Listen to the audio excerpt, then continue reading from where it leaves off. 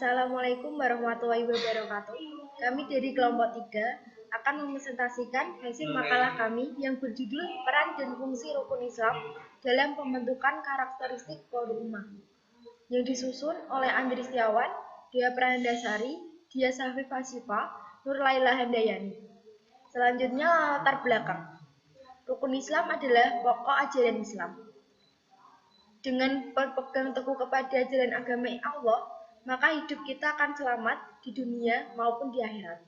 Salah satu perintah Allah ada pada 5 rukun Islam, yaitu membaca doa kalimat syahadat, menunaikan sholat 5 waktu, menjalankan puasa di bulan Ramadan, membayar zakat, dan menunaikan haji. Dari 5 rukun yang disebut itu, yang paling utama adalah yang pertama dan kedua, yaitu syahadat dan sholat. Jika tidak dilaksanakan, maka kita akan mendapatkan akibat di akhirat nanti oleh Allah Subhanahu wa taala. Selanjutnya yaitu aspek pokok ajaran Islam. Yang pertama yaitu aspek keyakinan atau akidah. Aspek keyakinan ini yang banyak dikenal sebagai akidah. Akidah merujuk pada keimanan terhadap Allah Subhanahu wa taala dan semua yang difirmankannya. Untuk diyakini, dalam Islam, pendidikan akidah sendiri menempatkan posisi yang paling mendasar seperti yang terlihat pada rukun Islam yang pertama. Di samping itu, ajaran akidah menjadi hal yang paling didahulukan oleh Rasulullah SAW kala mengajarkan ajaran Islam kepada sahabatnya. Akidah yang benar yaitu akidah yang dapat dipahami oleh akal sehat dan diterima oleh hati karena sesuai dengan fitrah manusia. Contoh akidah dalam kehidupan sehari-hari yaitu 1. Melaksanakan perintah Allah dan menjauhi segala larangannya. 2. Berpegang teguh kepada Al-Quran dan hadis Nabi SAW. 3. Berserah diri dan ikhlas dalam beribadah kepada Allah. Yang kedua yaitu aspek norma atau hukum syariah. Ajaran pokok agama Islam yang kedua adalah aspek syariah atau norma. Aspek inilah yang mengatur hubungan manusia dengan Allah, sesama manusia, dan hubungan manusia dengan alam semesta. Secara redaksional, syariah sendiri bermakna jalan hidup yang ditentukan oleh Allah Subhanahu wa taala sebagai panduan untuk menjalankan kehidupan di dunia menuju kehidupan akhirat. Contoh syariah dalam kehidupan sehari-hari yaitu 1. Berakhlak mulia dan saling menghormati. 2. Membagi warisan sesuai dengan ketentuan agama.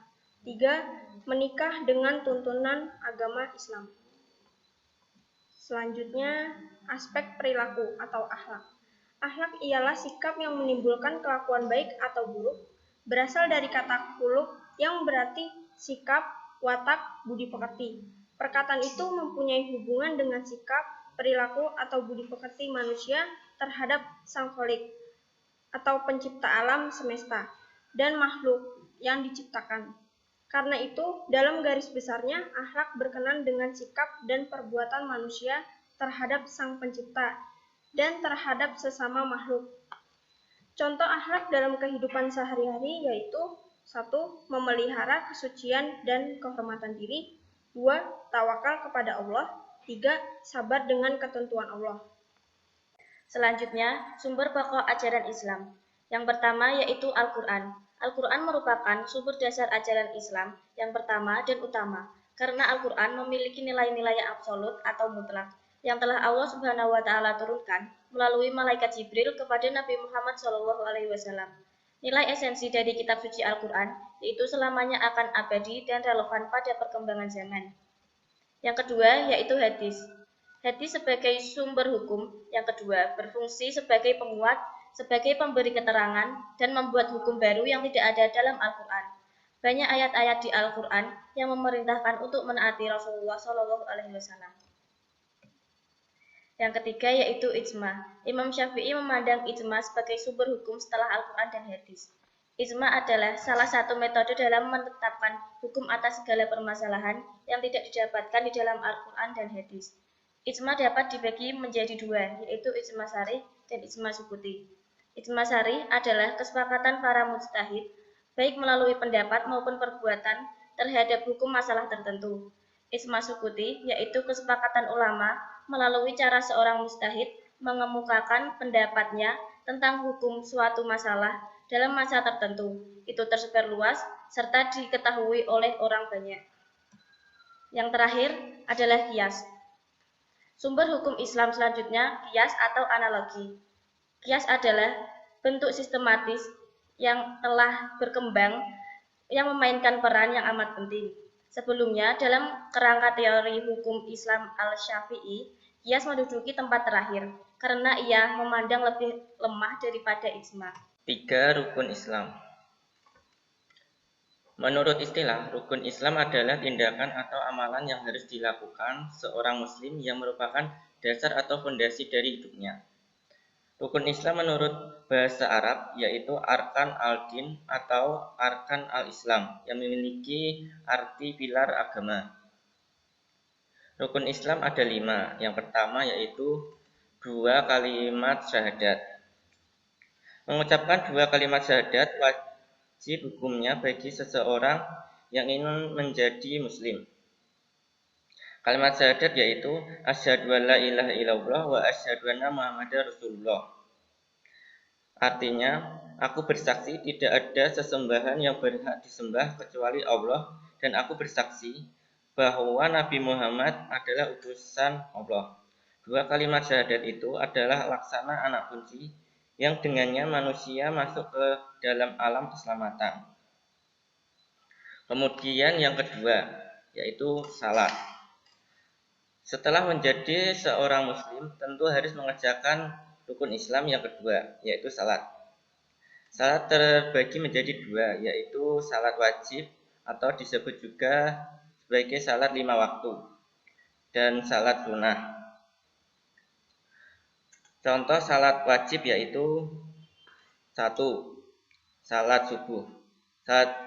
Salat yang dikerjakan sebelum terbitnya fajar antara jam 4. 2. Salat zuhur. Salat yang dikerjakan siang hari sekitar pukul 12.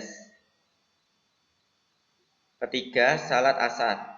Salat yang dikerjakan sore hari sekitar jam 15.30. Keempat, salat maghrib.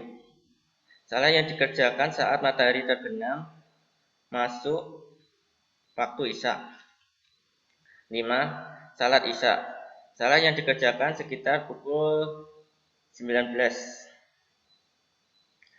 Kedua yaitu contoh salat sunnah, yaitu 1. Salat rawatib, 2. Salat duha, 3. Salat tahajud, 4. Salat tasbih, 5. Salat gerhana. Kemudian rukun Islam yang ketiga yaitu puasa. Puasa adalah salah satu rukun Islam yang mulai diisyaratkan pada tahun kedua Hijriah.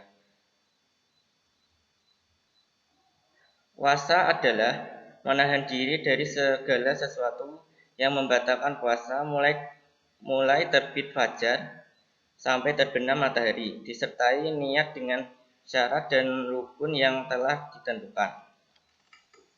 Syarat wajib puasa yaitu beragama Islam, mempunyai akal sehat, sudah balik atau dewasa, mampu menjalankan ibadah puasa. Tetapi fisik yang dimiliki tidak memungkinkan untuk puasa, maka dirinya tidak diwajibkan untuk menjalankan ibadah tersebut. Hikmah berpuasa adalah melatih kesabaran, menumbuhkan rasa empati terhadap orang yang kelaparan, sehingga mendorong hati kita untuk membantu orang yang kurang mampu.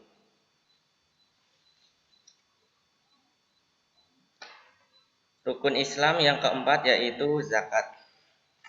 Zakat berasal dari kata zakatan yuzaki zaka, artinya tumbuh, suci, atau berkah.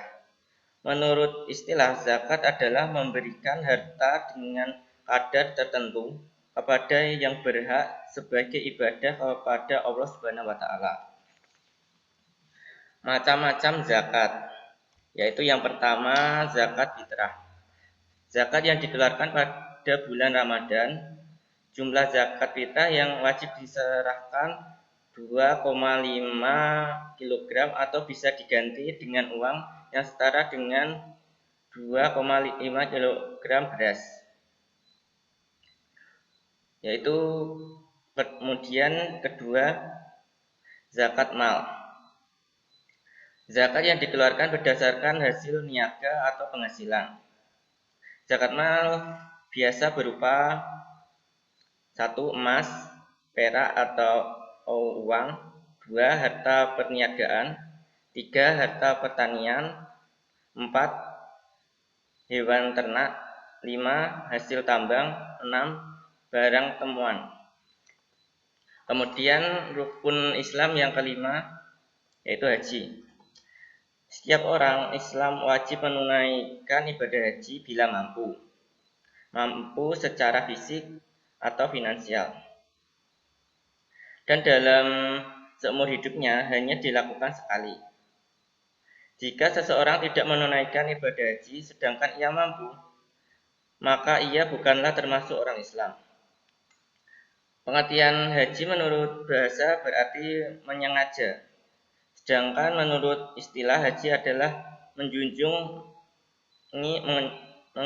Mekah atau Ka'bah untuk mengerjakan ibadah yang terdiri dari tawaf, sa'i, wukuf, dan ibadah-ibadah lainnya sesuai dengan ketentuan haji, guna memenuhi perintah Allah dan mengharap keridhoannya. Yang terakhir, cerminan khairu ummah dalam rukun Islam. Khairu ummah adalah dengan menjadikan umat Islam sebaik-baiknya umat di antara seluruh manusia. Cerminan dalam rukun Islam adalah 1. 2 kalimat syahadat. Mengucap 2 kalimat syahadat membuat seorang harus yakin bahwa Allah Subhanahu wa taala adalah Tuhan yang pantas disembah dan Nabi Muhammad SAW adalah utusannya. Yang kedua, sholat. Menjalankan sholat 5 waktu menjadi kewajiban yang harus dilakukan setiap hari. Karena lewat sholat, manusia sedang membangun jembatan komunikasi untuk mendekatkan diri kepada penciptanya. Yang ketiga, puasa. Mengajarkan puasa Ramadan setiap 1 tahun sekali, seorang seharusnya menjadi dirinya dari perkataan-kataan buruk, dusta, jahil, dan lain-lain. Yang keempat, zakat. Menunaikan zakat yaitu menyisihkan sedikit rezeki yang telah kita dapatkan selama ini untuk berbagi terhadap orang lain.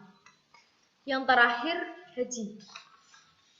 Banyak orang-orang muslim yang mampu tetapi tidak digunakan untuk menunaikan ibadah haji, bahkan sebagian orang malah berpergian ke luar negeri, contohnya ke Inggris, ke Korea, Jepang, dan lain-lain. Sekian dari presentasi kami. Assalamualaikum warahmatullahi wabarakatuh.